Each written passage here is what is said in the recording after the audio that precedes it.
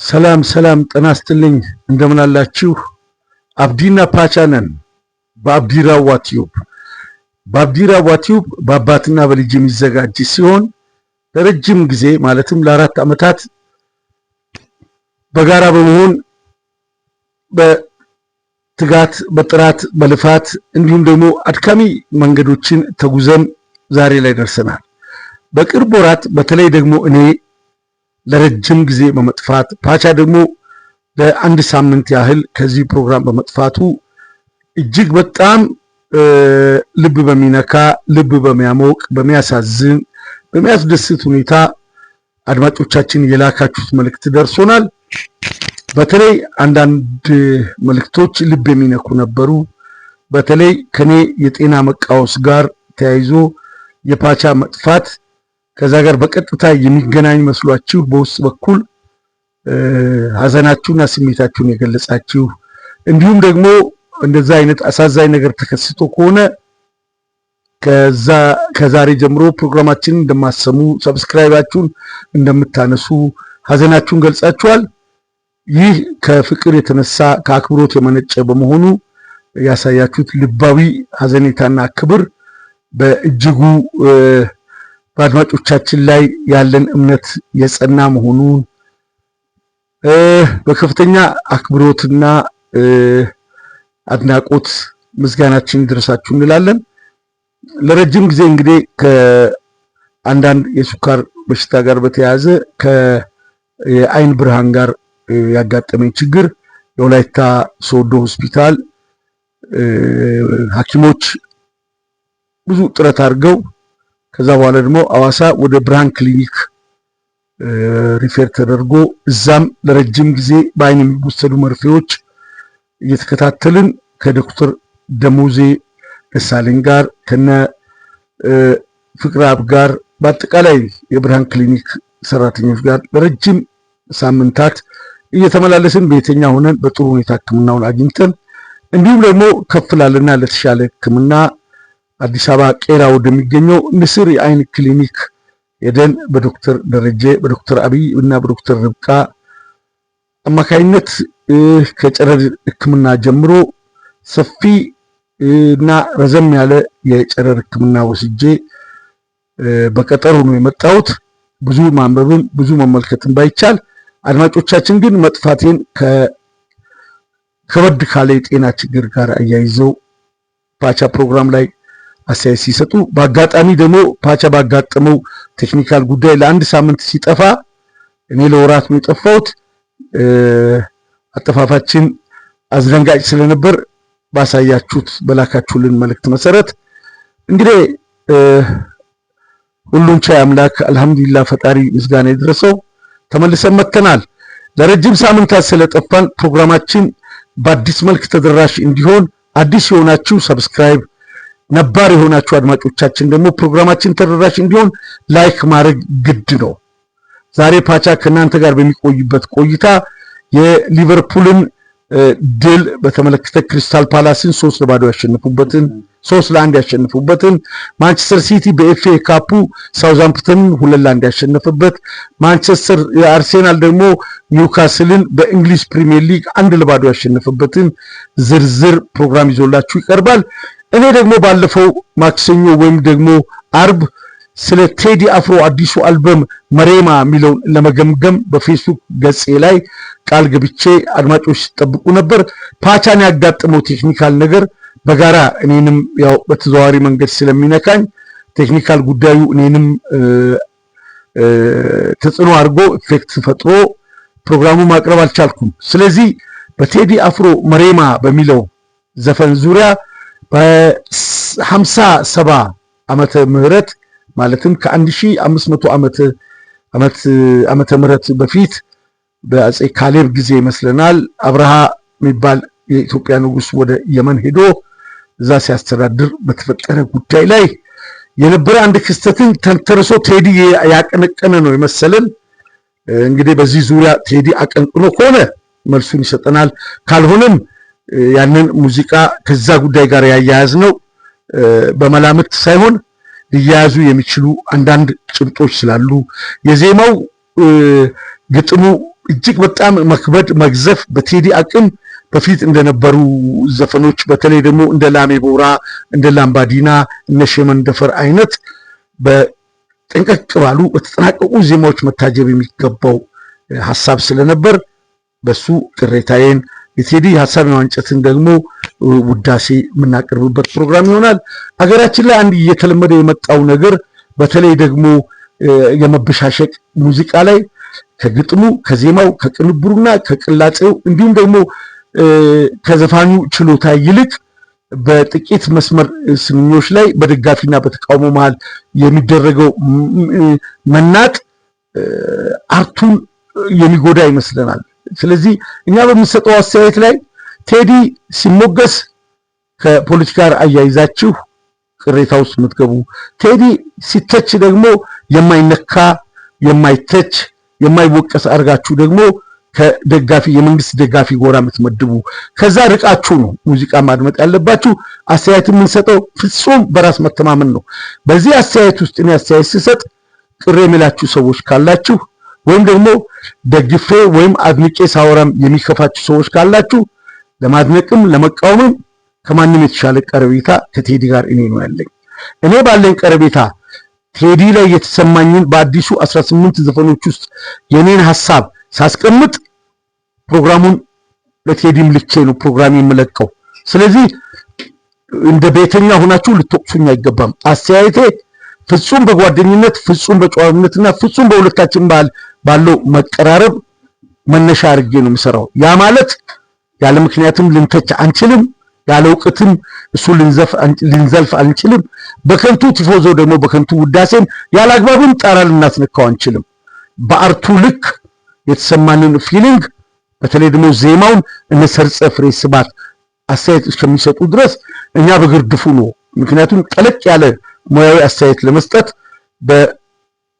በያሬድ ሙዚቃ ትምህርት ቤት የተማሩ እጅግ በሙዚቃ ጥልቀት ያላቸው ሰዎች ካልሆኑ የትኛውንም ዜማ ነው የቴዲ አፍሮን ብቻ ሳይሆን የትኛውንም ዜማ ሐሳብ ለመስጠት ዕውቀት ስለሚፈልግ ነው።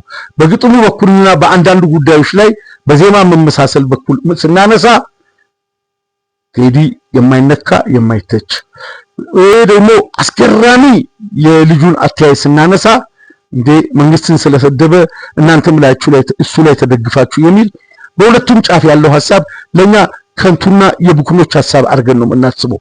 ምክንያቱም አንድ ሰው አደባባይ ላይ ስራውን አልበሙን ችሎታውን ግጥሙን ዜማውን ጽሑፉን ፍላጎቱን አደባባይ ላይ ካወጣ በኋላ ሲተችም ሲሞገስም የአደባባይ ነውና በሐሳብ ልንሟገት እንችላለን። ስለዚህ በቅርብ ቀን እኔ መሬማን የቴክኒክ ጉዳያችን ስለተቀረፈ ምናልባት ከተመቻቸ ነገ ወይም ተነገ ወዲያ በመሬማ ዙሪያ ይዤላችሁ እመጣለሁ። ከዛ ውጭ ደግሞ ቴዲ አፍሮና ካሊድ ጅብራል የሁለቱን አንድነትና ልዩነት ይዤላችሁ የመጣው ጉዳይ አለ። በዛ ውስጥ እነ ሆተ ጥበባት ዘስነ ጽሑፍ እነ ሚካኤል በላይነህ የሰራቸውን የሰዓሊ ገብረ ክርስቶስ ደስታን እንዲሁም ደግሞ ቴዎድሮስ ታደሰ በተለይ ሴንትራል ሙዚቃ ቤት ያሳተመውና ተመስገን ተካ ከሱራፌል አበበ ጋር የሰራውን ጥላውን ገሰሰን ደግሞ ጽጌ ገብረ አምላክ የሰራለትን ግጥም አሁን በዚህ ዓመት ቴዲ ከሰራው ጋር እያያያዝን አንዳንድ የመዝናኛ ፕሮግራሞችን ይዤላችሁ እመጣለሁ። እነሱ በጨዋ አስተያየት በድምጽም በጽሁፍም ልተቹ ልታሞግሱ ልትወቅሱ ትችላላችሁ። ነገር ግን በሙዚቃው ዓለም ውስጥ ያሉ በጽሁፍ ውስጥ ያሉ በስነ ጽሁፍ ውስጥ ያሉ በግጥም በቲያትር ውስጥ ያሉ ሰዎችን ስንተች የማይነኩ የማይተቹ ወይም ደግሞ ሲሞገሱ ያለ አግባብ የሚያሞገስን እንዳይመስላችሁ በሙያዊ መንገድ ልንወቃቀስ ልንሞጋገስ እንችላለን። የቴዲ አፍሮ ኢቶሪካን ባጭሩ እንዲሁም መሬማን በሰፊው በዚህ ሰሞን ይዤ እመጣለሁ። ለጤናዬ በጎ በመመኘት ከወላይታ ሶዶ እስከ አዲስ አበባ እንዲሁም በውጭ ሀገር ያላችሁ የማላውቃችሁ አድማጮች ደግሞ በፕሮግራማችን ላይ ተፓቻ እየጻፋችሁ ሐዘናችሁን የገለጻችሁ ስጋታችሁን የገለጻችሁ እነሆ መተናል። ከዚህ በኋላ ያለውን ደግሞ ያዝልቅልን ነው ምንለው። ባልተሟላ ጤንነትም ቢሆን አሁን ያለው ግን እናንተ ጋር ቀርበን እስትንፋሳችንን አሰምተን አንዳንድ ፕሮግራሞችን ለመዳሰስ አቅም አሳጣንምና በአላህ ብርታት በእናንተ ድጋፍ ተመልሼ መጥቻለሁ። ፓቻም በአዲስ ሞራል በአዲስ ንቃት ወደ እናንተ መጥቷል። እየተቀናጀን እንሰራለን። ለዛሬ ግን እንደ መግቢያ እኔ በቅርቡ ልሰራ ያሰብኩትንና በጤንነት መመለሴን በደስታ እናንተ ጋር ዳግመኛ መምጣቴን ለማብሰር ነው የመጣሁት። ከዚህ በኋላ ያሉትን 3 የተለያዩ ፕሮግራሞችን ፓቻ በንቃትና በጥራት እንደተለመደው መረጃውን ቦርቡሮ ሰርስሮ ፈልፍሎ በጥሩ ሁኔታ ያመጣላችኋል። እነሆ ብስራት በአዲስ መልክ መጥተናል። አብዲና ፓቻ ነን በአብዲ ራዋ ቲዩብ። የመምጣቴን ብስራት የፓቻን ደግሞ በቴክኒክ ርቆ የነበረውን ዳግመኛ መመለስ ለእናንተ ለማብሰር ባጭሩ በዚህ መልክ መጥቻለሁ። ከነገ ጀምሮ በሰፊው ከእናንተ ጋር በተቀናጀ ሁኔታ የአርሰናልና የማንቸስተር ሲቲን ለዋንጫ ያለውን አንገት ለአንገት መተናነቅ በተለየ ትንበያና የራሴን ግምት በድፍረት አቀርባለሁ። ፓቻም ያለምንም ርህራሄ የራሱንም በድፍረት ያቀርባል። ከሁለታችን የውጤት ትንበያ ተነስታችሁ ሐሳብ አስተያየታችሁን ትሰጣላችሁ። ይህ ሁሉ ሊሆን የሚችለው ግን እኔ ለብዙ ወራት ፓቻ ለጥቂት ሳምንታት ከፕሮግራም ስለራቀ ላይክ ካላረጋችሁ ዳግመኛ ወደ አድማጮች የመድረሳችን ሁኔታ እጅግ ከባድ ይሆናልና በላይክ ተባበሩን። በውጭ ሀገር ያላችሁ ደግሞ በሱፐር ቻት በሱፐር ስቲከር እና በሱፐር ታንክስ ድጋፋችሁን እንድታሳዩን እጠይቃለሁ። አብዲ ራዋ ነኝ በአብዲ ራዋ ቲዩብ። በቅርብ ቀን ነገ ወይም ተነገ ወዲያ እኔ እመጣለሁ። ፓቻ ዛሬ ከእናንተ ጋር በ3 ፕሮግራሞች ይመጣል። አብራችሁት ቆዩ። ፓቻ መቀጠል ትችላለህ። በእኔ በኩል ሰላም ቆዩ። እሺ እንደምን ቆያችሁ አድማጮቻችን። የሶስተኛ ክፍል ፕሮግራማችንን እንግዲህ ከ8 ቀናት በኋላ ከአንድ ሳምንት በላይ ቀርተን በቴክኒካዊ ጉዳይ ምክንያት ወደ እናንተ ትላልቅ ጨዋታዎችን ጭምር ድረ ጨዋታም ቅድመ ጨዋታ ነጥቦችንም ማድረስ አልቻልንም ነበር። እንግዲህ ከረጅም ቀናት በኋላ ለእኛ ረጅም ነው። አንድ ቀን ቢሆን ከእናንተ ጋር ለመገናኘት እንግዲህ ከባድ ነው። እነዛን ጊዜያት እንግዲህ አልፈን አባ መግቢያችን ላይ እንዳነሳው በቴክኒክ ምክንያት እኔ ለቀናት ከእናንተ ጋር መገናኘት አልቻልኩም። አባ እንግዲህ ከቻናሉ ራቅ ካለ ሰንበትበት ብሎ ነበር። አሁን ተመልሷል። በተለያዩ ሀሳቦች እንደሚመጣ መግቢያው ላይ ገልጿል። መግቢያው አንድ አይነት ሊሆንባችሁ ይችላል፣ ፕሮግራሙ ግን የተለያየ ነው። መግቢያውን ደግሞ በሁሉም ፕሮግራም ያስቀመጥንበት ዋነኛ ምክንያት አባ ለሁሉም ደጋፊዎች ለሁሉም የእግር ኳስ ቤተሰብ የሚሆን መግቢያ አድርስልኝ ስላለ ነው። በቀጣይ ቀናት እንግዲህ ከሱ ጋር በሰፊ ፕሮግራም ከምንመጣባቸው ነጥቦች መካከል ኢንተርቴይንመንቱን በተመለከተ የሚያነሳቸውን ነጥቦች እንግዲህ ለእናንተ አጋርቷል። ነገር ግን ይህን ፕሮግራም የምታደምጡ የማንቸስተር ሲቲ ደጋፊዎች፣ የአርሰናል ደጋፊዎች፣ የፔፕ ጋርዲዮላ አድናቂ የሆነም ያልሆነም የዘንድሮ የፕሪሚየር ሊግ ዋንጫን በእኔና በአባ እይታ ፍጹም በተቃራኒ ነው ያለው። በጭራሽ በአንድ አይነት ሀሳብ በአንድ አይነት ሀዲድ አንመለከትም። ስለዚህ ከፍተኛ የሀሳብ ልዩነት አለን።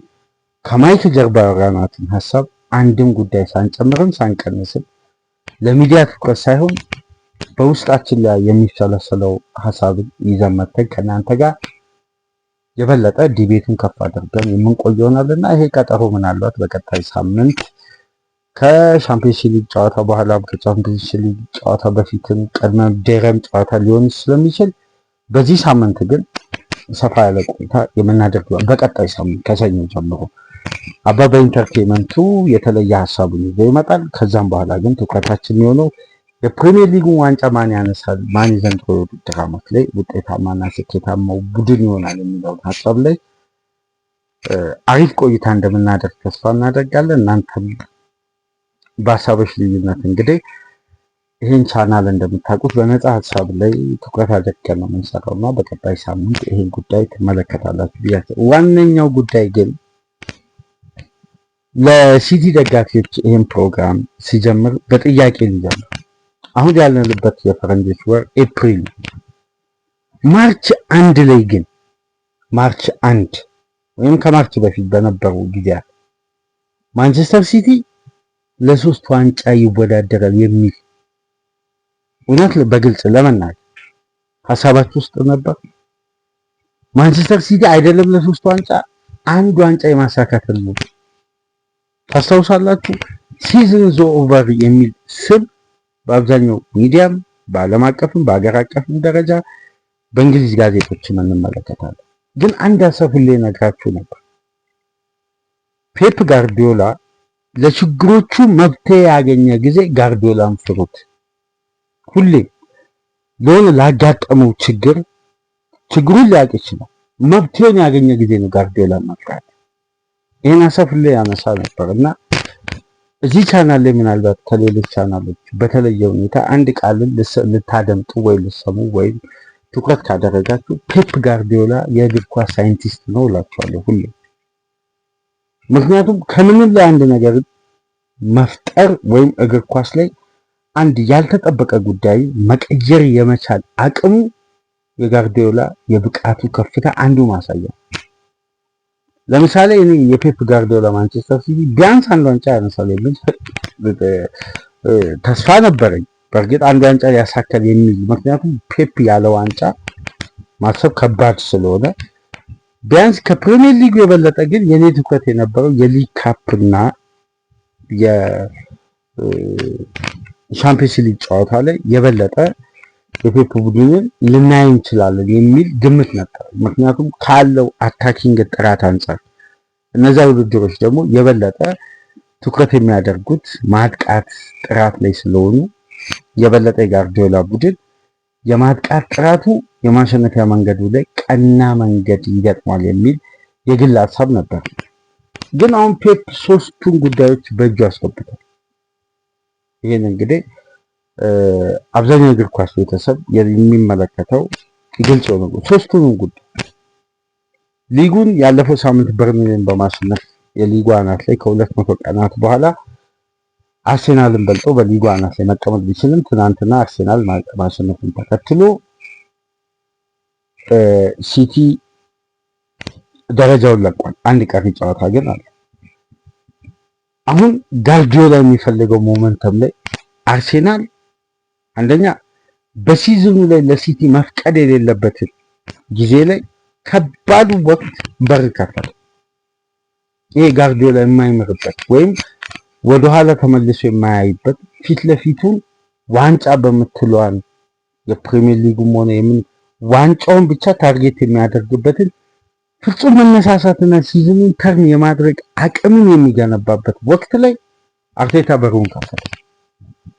በሩን የከፈተው ግን አድማጮች በደንብ ትኩረት ካደረጋችሁ በፕሪሚየር ሊጉ አይደለም፣ በካራቦ ካፕ። እኔ አሁን በደንብ አንድ የአርሴናል ቤት አለመረጋጋትና የሲቲ ቤት መስከር ልዩነት የሚታየኝ ከዛች ካራቦ ካፕ ፍጻሜ በኋላ አርሴናል አንሴትል የሚሆንበት አጋጣሚ እየበዛ መጣ። ጋርዲዮላ ሴትል የሚያደርግበት አጋጣሚ እየበዛ መጣ። አሁን በደንብ ለይታችሁ ተመልከቱ። ጋርዲዮላ የካራቦ ካፕ ዋንጫ ሲያሸንፍ የሲዝኑ ተርኒንግ ፖይንት እንደሚሆን ሳይኮሎጂካል ፕሬዠር አርሴናል ላይ ሊፈጠር እንደሚችል ፔፕ ያውቃል። ምክንያቱም ኤክስፒሪየንሱ ይሄን የሚነግረን። ኤፕሪል እና ደግሞ ፔፕ ጋርዲዮላ ትውውቃቸው፣ ተያያዥነታቸው፣ ታሪካቸው፣ ትስስራቸው የሚያስገርም ጥብቅ ያለ ትስስር ነው። ስለዚህ ጋርዲዮላ የሚመለከትበት ዳይሜንሽን አንደኛ ካለው ኤክስፒሪየንስ አንጻር፣ ሁለተኛ ይሄ በሚፈለግበት ሰዓት የሚፈለገውን ሁኔታ ሆኖ መገኘት ወይም ያንን አጋጣሚ መምሰልን፣ ያንን አጋጣሚ መጠቀም፣ ያንን አጋጣሚ አለማባከን የጋርዲዮላ ቡድን አይደንቲቲ ነው። ማባከን ወንጀል እንደሆነ የሚያስብ ቡድን። አንድ የሚያስገርመኝ በእግር ኳስ አንድ ጉዳይ ልንገራችሁ። ማለት በግል የታዘብኩት እናንተ ከኛ በተሻለ እንደምትታዘቡ አስባለሁ። የጋርዲዮላ ቡድን በየዓመቱ ፔፕ ዋንጫ እንዲራብ የማድረግ አቅሙን በእያንዳንዱ ተጫዋች ውስጥ መፍጠር በጣም ከባድ ነው። ከዓመት ዓመት ለዋንጫ መዘጋጀት፣ ከዓመት ዓመት ለዋንጫ የተጫዋቾች ፍላጎት፣ ይሄ አለመሰልቸት፣ ሁሌም የቡድኑ መገለጫ ዋንጫ እንጂ ተፎካካሪነት እንዳልሆነ ማስረጽ። ይሄ በጣም ከባድ ሜንታሊቲ። ስለዚህ ያቺ የካራቦ ካፕ የሲቲን ሲዝን ተርን እንዳደረገች በግሌ ያስባለሁ። እናንተ ከታዘባችሁ እንግዲህ በኮሜንት መሳላችሁ። ለምን መሳላችሁ? በውድድር ውስጥ በሁሉም ውድድር ጠንካራ ተፎካካሪና ከጋርዲዮላ በላይ ሆኖ በወቅቱ አስፈሪ ጉዞ እያደረገ የሚገኘው አርሴናልን ሲያሸንፍ ቀጣይ የአርሴናል የመልስ ጨዋታ ወይም ከኢንተርናሽናል ብሬክ መልስ የሚሆነው የኤፍኤ ካፕ ጨዋታ ነው። ሳይኮሎጂካል ፕሬሸሩ አርሴናልን ሳይለቀው ነው ወይም ምላሽ ሳይሰጥ ወደ ኢንተርናሽናል ብሬክ ሄደ። በብሬክ ወቅትስ ተጫዋቾችን ከኢንተርናሽናል ብሬክ ጥሪ ማድረጉ፣ አንዳንድ የተረበሹ ኪዮስ የሆኑ ጉዳዮች በአርሴናል ዙሪያ ይሰሙ ነበር።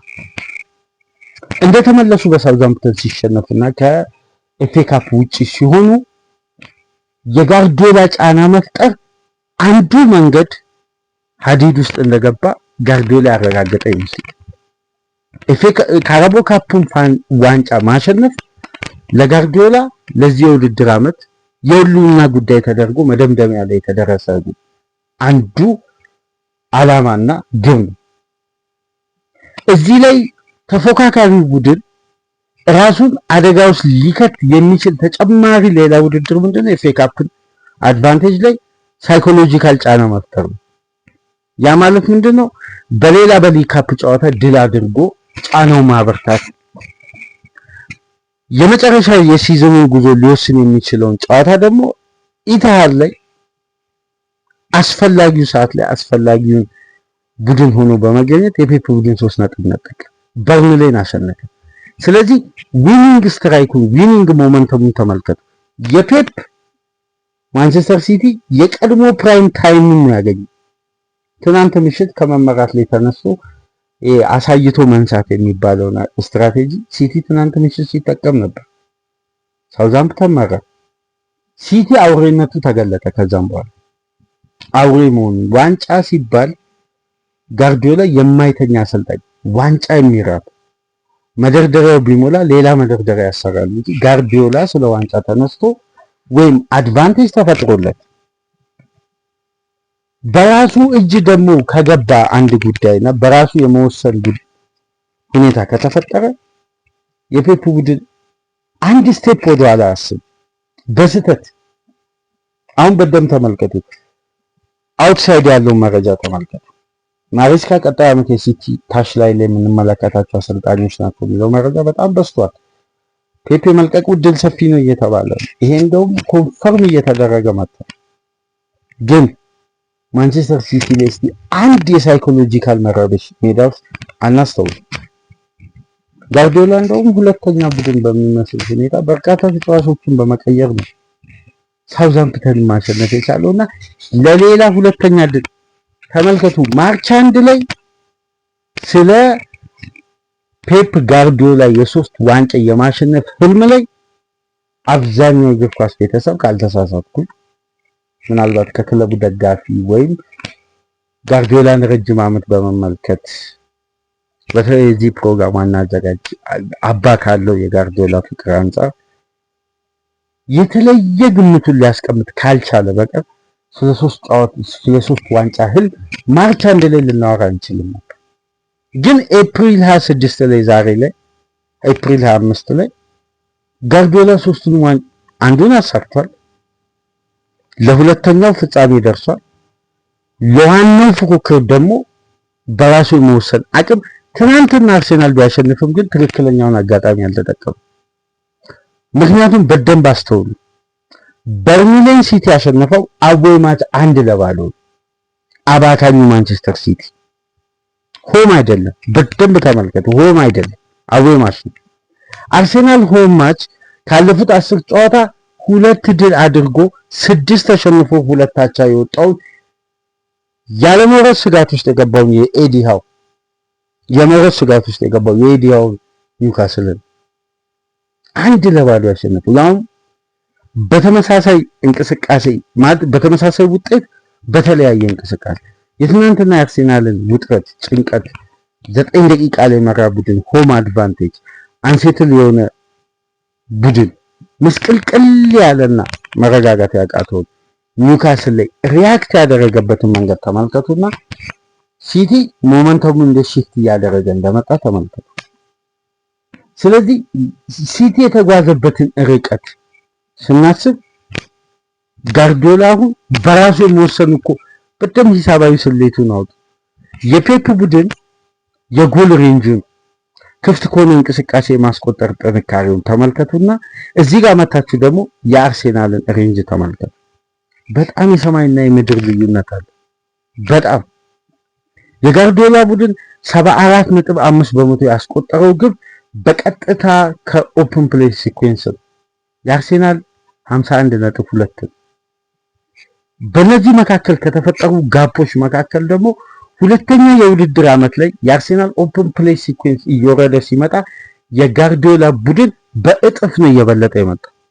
በእጥፍ ትናንትና የአርሴናል የግብ ቴክኒክ በጣም የሚደነቅ ነው፣ ግን ክፍት የሆነ እንቅስቃሴ ስትራቴጂ አይደለም። በደንብ አስታውሱ። እቺ ክፍት የሆነች እንቅስቃሴ የምትባለው የጨዋታ ዘዴ በፕሪሚየር ሊጉ ላይ ዋንጫ ለማንሳት ይሄ የተለየ የአንድ ቡድን ዩኒክ ጥንካሬና ባህል ተደርጎ ይነሳል። ሲቲ ጨዋታዎችን ለመግደል የሚያስፈልገውን የግብ ቁጥር ይሄን ያክል ካስቆጠረ ሲቲ ወደዚህ ስቴጅ አድጎ ይሄን ያክል ግብ አስቆጥሮ የሊጉ ዋንጫ በዚህ አይነት ሂሳባዊ ስሌት ከተባለ ዴፊኒትሊ ያችን ግብ ያስቆጥራል ማንቸስተር ሲቲ ወይም ከዛ በላይ ያስቆጥራል። እንደውም የሚባለው ኤክስፔክቴሽኖችን ለጋርዲዮላ ቡድን አትስጡ። ይሄ አይ የፔፕ ቡድን አንሰራራ፣ አይ የፔፕ ቡድን በአስተማማኝ ሀዲድ ይስገባል ካላችሁ የጋርዲዮላ ቡድን አይመለስም። እንደውም የጋርዲዮላን ቡድን በእንከንና በትችት ማጣደፍ ውጥረቱን ያሰፋበታል። የበለጠማ የጋርዲዮላ ሜንታሊቲ ከተባለ ፔፕ ማይንድ ጌምን አጠናክሮ ነው የሚመጣው የሚሉም አሉ። አሁን ኤልቼግኒቶ ቢባል አንድ የስፔን ሚዲያ አለ። ይሄ ማድሪዳዊያን አይነት ስሜት ያለው ያው ለካታሎኒያ የተለየውን ጥላቻ ባይገልጽ በሚዲያው ደረጃ ግን ይሄ በተለየ ሁኔታ አንድ ጽንፍ ይዞ በመተቸትም ይታወቃሉና እዛ ላይ አንድ ዩኔኔዝ የሚባል ጋዜጠኛ አለና ባለፈው ሳምንት ፕሮግራም ወደ እናንተ ማድረስ ባልቻልንበት ወቅት አንድ ፖድካስት የኤልቼግኒቶን ስመለከት ጋርዲዮላ እኮ ባህሉን እንግሊዝ እግር ኳስ ላይ ያሰረጸበት መንገድ በጣም የሚገርም ነው አለ። ክላሲክ ተጫዋቾችን ይዞ በክላስ ጨዋታ ሊጉን ዶሚኔት ሲያደርግ ሳይኮሎጂካል ጌሙን ግን በእያንዳንዱ ክለብ ላይ ሰርቷል። እውነት የርገን ክሎፕ ቢቆዩ ጋርዲዮላ በዚህ ደረጃ ሱፒሪየር ሆኖ ፕሪሚየር ሊግ ላይ ይቆያል ብዬ አላምንም። ምክንያቱም የጋርዲዮላ ኢራ እንዳበቃ የርገን ክሎፕ ቡድን በሳቸው ባይሰለጥንም ግን አሸንፏል ሊጉን። የጋርዲዮላ ቡድን ትራንዚሽን እንደሚያስፈልገው ምልክት ሰጥቷል። የክሎፕ ቡድን በሌላ አሰልጣኝ እየሰለጠነ አለ። አሁን ምንድነው የጋርዲዮላ አመጣጥ ዋንጫ እንደተራበ እንደቆሰለ እንስሳ ነው የሚመጣው። ነገር ግን ለስኬቶች መገለጫ የሆነ ቡድን ሁሌም እንደተራበ ነው ሜዳ ውስጥ እንመለከተውና ትናንት በጀረሚ ዶኩና በኒኮ ጎንዛሌስ ግብ ማሸነፉ ሳውዛምፕተንና ማንቸስተር ሲቲ ሲያሸንፍ ብዙ አያስገርም። ለምን ከሲቲ በላይ ሆኖ ማጠናቀቅ ነው የሚያስገርመው። ለምን ልኬቱ ማንቸስተር ሲቲ ነው። አሁን ለሚካኤል አርቴታ የቤት ስራውን የበለጠ ከፍ የሚያደርገው ሲቲ ሳይኮሎጂካሊ እኮ በጣም የሚያጠናክሩ ውድድሮች እየበዙ ነው ለሲቲ። በነገራችን ላይ አንድ ጉዳይ በደም ላስመርላችሁ። ሲቲ የጨዋታ ቁጥር በበዛበት ቁጥር የበለጠ ሲቲን ፍሩ። ሲቲ ራሱን ከጌም ወደ ጌም የሚያርምበት ጊዜ ሲጠፋ ነው ማንቸስተር ሲቲ ሚዝረከረከው ከሳምንት መጫወት ሲያገባው። ለምን ጋርዲዮላ ከዛች የማሸነፍ ሪትም መውጣት አይፈልግም፣ በጭራሽ መውጣት አይፈልግም። ኮንሲስታንሲ በዚህን ሰዓት የሚያሸንፈው በደም ተመልከቱ። ውድድሮች ውስጥ አንዱን ውድድር ሳክሪፋይ ያደርጋል። በደም ተመልከቱ። ማንቸስተር ሲቲ ሲዝኑን ያሳመረው በኢታል በሪያል ማድሪድ ከተሸነፈ በኋላ ከዛ የበርናባዮ መልስ ጨዋታ በኋላ ሲቲ አሸንፎ የዩኤፋ ቻምፒየንስ ሊግ ውጪ ሆኖ ወደ ሊጉ ሲመጣ ግን በደንብ እናስታውሰው በካራቦ ካፕ አርሴናልን አሸንፎ ሳይኮሎጂካል አሬንጅመንት አገኘ። በቃ መንፈሱን አደሰ። ከዛም በኋላ መራቡን ለማሳየት ያቺ ኢንተርናሽናል ብሬክ ስተቱን፣ ጉለቱን፣ እርምቱን የበለጠ ፔፕ ሲያሰላስል ቆይቶ ኦቨርቲንኪንጉን ፕሩፍ እያደረገ መጣ በስትራቴጂ። የጋርዲዮላ ቡድን እኮ የሚያገኛቸው ተቀናቃኞች የበለጠ ከበድ ያሉ ከኢንተርናሽናል ብሬክ መልስ ሊቨርፑልን፣ ቼልሲ፣ አርሴናልን እነዚህን ክለቦች ሁሉ በክሊን ሺት ማሸነፍ እኮ በጣም ከባድ ነው ከካራቦ ካፕ አንስቶ። ስለዚህ የምሽቱ ግብ ድል የፔፕን የበለጠ አንጻራዊ የበላይነትን የበለጠ የሚያነቃቃ ነው። ፖዚቲቭሊ የሌሎች ክለቦች ደጋፊዎች የጋርዲዮላ ቡድን የጨዋታ ቁጥር መብዛቱን አትቀበሉት። በጣም መጥፎ ነው ለተቀናቃኝ ቡድኖች። የጋርዲዮላ ቡድን ለመሰላችሁ አሁን በትናንትናው ጨዋታ የፔፕ ቡድን ያደረገውን የተጫዋቾች የለውጥ ብዛት ተመልክታችኋል። በምርጥ 11 ላይ ስንት ተጫዋች ነው ያሳረፈው ጋርዲዮላ? ኤክስፐሪመንታል ጌም ነበር እኮ ዌምብሌ ላይ። ጋርዲዮላ ለቀሪ 4 5 6 ጨዋታዎች ኤክስፐሪመንታል ጌም ነበር እንጂ የጋርዲዮላ ቡድን በመጀመሪያ ምርጥ 11 እውነት የጨዋታውን ግዝፈት ትኩረት ሰጥቶታል። ዌምብሌ ፍልሚያ እኔ አይመስለኝም። ትኩረት አልሰጠውም ለማለት ወይም ችላ ብሎ ነው የገባው ለማለት አይደለም። ጋርዲዮላ በሚታወቀው ሲሪየስነቱ ነው ወይ ያን ጨዋታ የትናንት ምሽቱን ጨዋታ ሲመራ ነበር አይደለም። የፔፕን ቡድን ረጅም ዓመት ለተመለከተ ይሄ የጋርዲዮላ ሲሪየስ ቡድን ነው ለማለት ትንሽ ይከብዳል። ምክንያቱም ጆን ስቶንስ እና ናታናኪ፣ አብዱል ከሪም ኩሳኖቭ እና ማርክ ጌሂን ቤንች በማድረግ ሮያን ኢንትኑሪን እና ማቲያስ ኑኔዝ ከኋላ መስመር ከአምስቱ የኋላ መስመር ተጫዋቾች 4ቱ ቤንች ናቸው ከማቲያስ ኑኔዝ ውጭ። ዶናሩማን በትራፎርድ፣ ኢንትኑሪን በኒኮ ራይሊ። አማካይ ክፍሉ ሙሉ በሙሉ ቤንች ነው። ተመልከቱ። ኒኮ ጎንዛሌዝ እና ኮቫቺች በሮድሪ እና በርናንዶ ሲልቫ። ከፊት መስመር አንድ ቋሚ ተጫዋች ነው ያለው ራያን ቸርኪ፣ ሴሜኒዮ፣ ዶኩ፣ ሃላንድ ቤንች ናቸው በቲጃኒ ራይንደርስ፣ ፎደን እና መርሙሽ በመቀየር። በሁለተኛ ቡድን ግን እንዴት የሊግ ካፕ ውድድሮች ማንሳትም እንደሚቻል ጋርዲዮላ እያስተማረ ከባድ ዱላውን ማሳረፉን እንግዲህ ቀጥሎበታል። ትናንት ምሽትም ለሌላ ስኬት የሚያበቃውን የጥሎ ማለፍ ጨዋታ በሰሚ ፋይናል ዌምብሌ አጌን ብለው ኦሌ ኦሌ ብለው ጀምረው የማንቸስተር ሲቲ ደጋፊዎች ሳውዛምፕተንን ጥለው ለፍጻሜ ያልፈዋል። የቼልሲና የሊድስ ኃላፊን ይጠብቃሉ። ዛሬ ምሽት የትኛው ቡድን ያልፋል አብረን በጋራ የምናየው ነው። ቶትናም በ2026 የመጀመሪያ ድሉን መጎናጸፍ ቻለ በወልቭስ ስቴዲየም ሚሊኒው። የዌስትሃም በመጨረሻ ደቂቃ ኤቨርተንን ማሸነፍ ከደረጃው ፈቀቅ ያለው የዲዘርቢ ወይም ከሬሌጌሽን ዞን የወጣው የዲዘርቢ ቡድን በድጋሚ ወደ ሬሌጌሽን ዞን ገብቷልና ትናንትና በብዙ ድራማዎች ተጠናቋል። ሊቨርፑል አርሴናል ድል አድርጓል። ሲቲ ትላልቆቹ ድል እየቀናቸው ነው። ማንቸስተር ዩናይትድ ሰኞ ነው ከብሬንፎርድ ጋር።